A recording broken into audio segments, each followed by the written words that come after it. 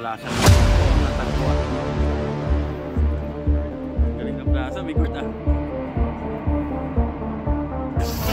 Sabi natin siya, mo, baka po dyan ang sabi ko naman.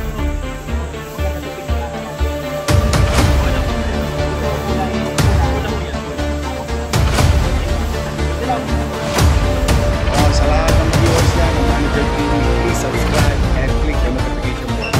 But first, Ito akalain mo may plaza pa pala dito. Hindi ko to alam ah. Dati ako nasa parks. Kung tawagin daw nila to, Tagong Plaza. Ayun ah.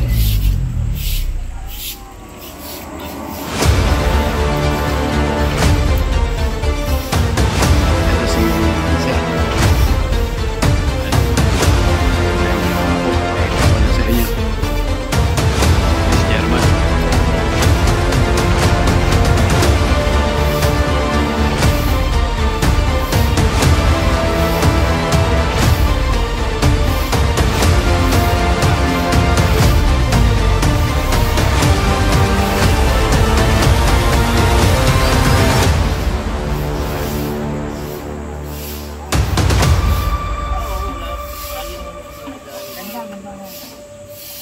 Ang ganda ng plaza dito.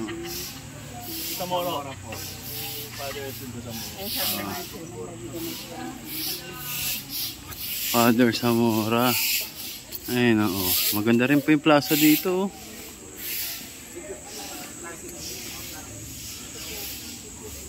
Ay, pinapa-flashing din po ni director nga po dito. Ito, nagtrabaho ako sa PDO. Ngayon ko lang nakita to ah. Ayun ah. Bakit kasi ako nagdidilig lang ako ng mga Center Island. Ayan si Chairman.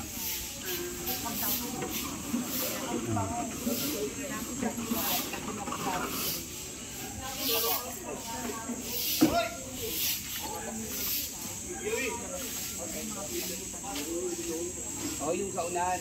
Si interview si Chairman, si Chairman.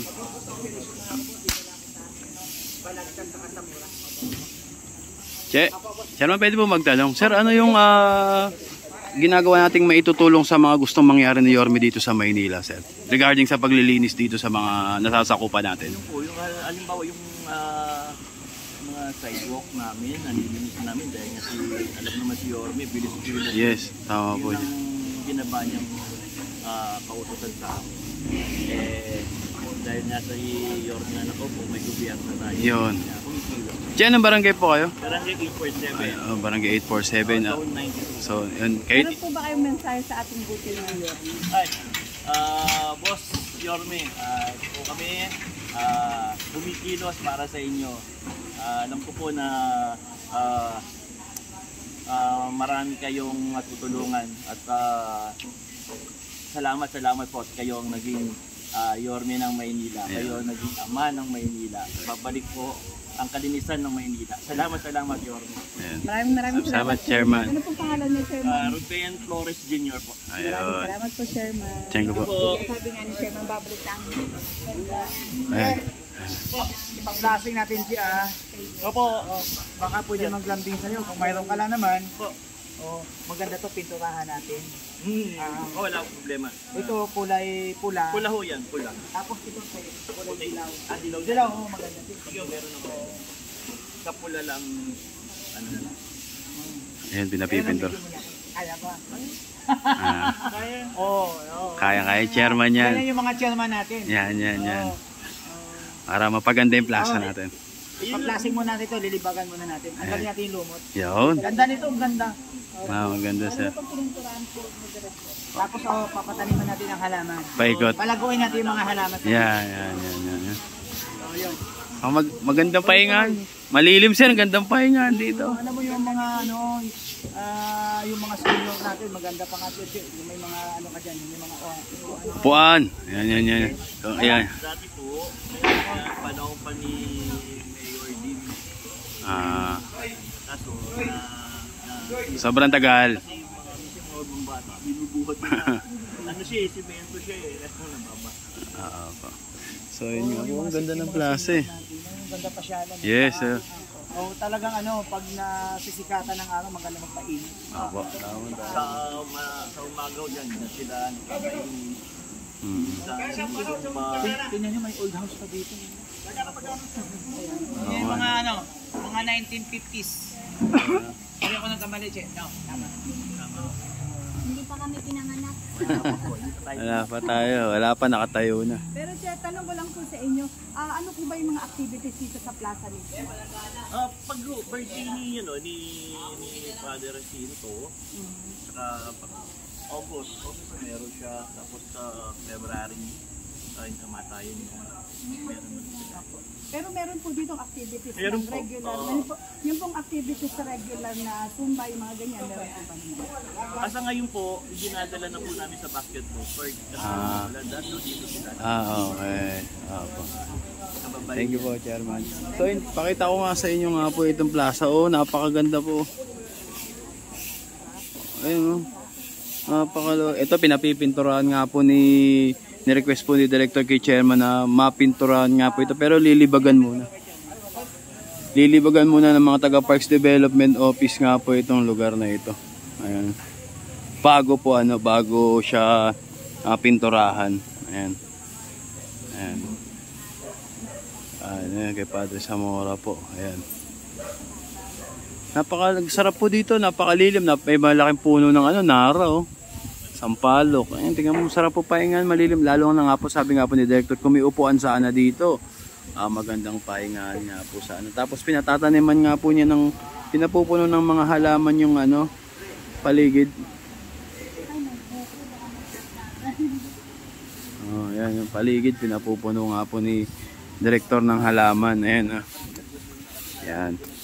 Talaga po ang buong Maynila ay talagang pinagaganda na po ng ating Yorme. Siyempre sa tulong ng mga department head natin, sa pamamagitan nila para pagandahin po talaga ang buong lungsod ng Maynila. Kaya maraming salamat Yorme Isko Moreno at sa mga department head na patuloy sa serbisyo, patuloy sa trabaho.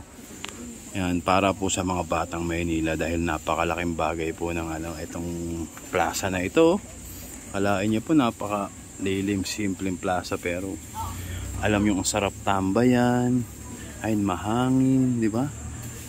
Ganyan sa Maynila. Ito tingnan dahil may gobyerno na ika ang Maynila. At ramdam naman natin. Yung kahit di ka taga Maynila, kung ikaw ay updated sa mga social media, makikita mong may gobyerno ang Maynila dahil kay Yorme Isko Moreno at sa mga department head na tulong-tulong na nagtatrabaho para sa mga maruruming lugar dito sa Maynila.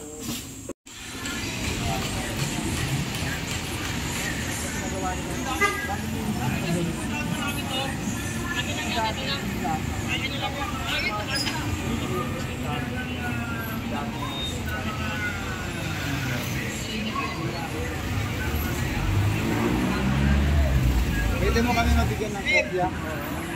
Pay na ako yung radyo.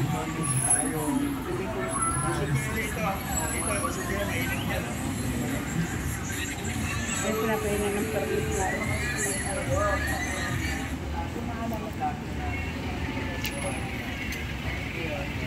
I-verify lang natin.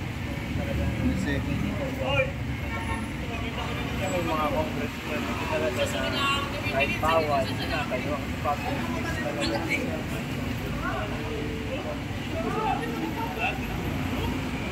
Mayroon na po na tignan lang natin. Okay, sige. Ayun nga, sabihin ko lang sa inyo mga batang Maynila, plaza po pala ito. Plaza. Kaso may establishment. Plaza.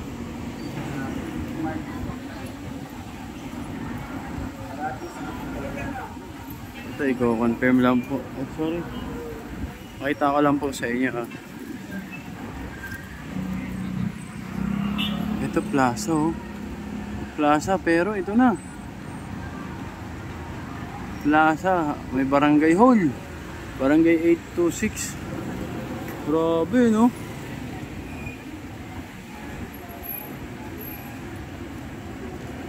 Plaza pala to. Ito grabing plaza rin to. Naku po. Tinitignan ni engineer yung papeles. papeles na ito kung paano na itayo itong plaza na to. Ay, itong barangay dito at establishment Isang plaza na naman po ang natagpuan natin na meron nga na naman pong establishment na nakatayo. Ayan diba? Naku po, ito hindi natin alam kung anong decision dito. Hinahanapan sila ng mga taga Parks Development Office ng papel kung paano nila naitayo itong plaza o permit. Ayan.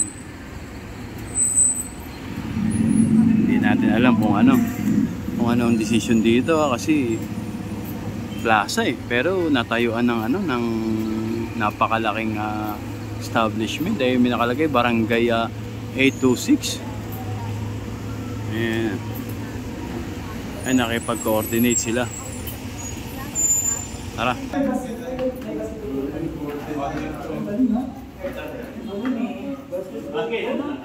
May elevator Okay. Po dito sa sa lugar na to. Permit po.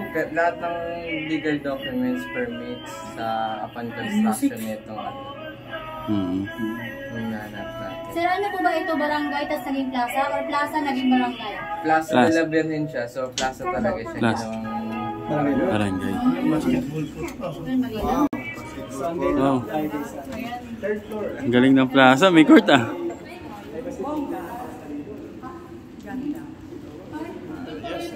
Okay yung plaza. May elevator. Galing. May elevator yung plaza. Yeah. Diba guys, nakita niyo? Dati siyang plaza, ginawang barangay. At mayroon pang baso ng board. Di ba nakakatawa?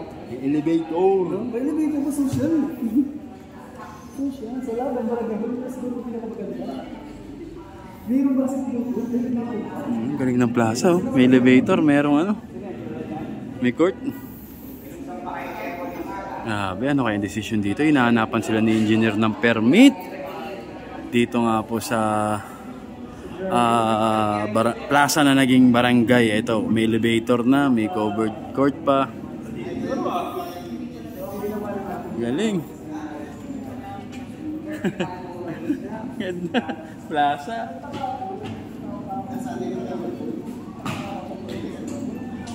Perfect. Tara, baba tayo ulit. Ayun, ang dami nating natutuklasan Grabe Ayan Ang dami natin natutuklasan. Yung plaza naging establishment na. May elevator, may covered court. Galing. Ito na yung barangay, may legal documents sa permit ng construction. Pero kung wala, lalapit natin sa nakakataas. Ayun. Titibagin din po kung walang... posibilidad sa'yo na matibag po siya? Hindi natin masabi kasi since napapakinabangan nito ng nakamalaking hindi ko masasabi. I-check pa sir kumbaga titignan pa. Upon verification. Thank you. Thank you po, engineer. So ayun nga po. Upon checking nga po itong napakalaki ng establishment.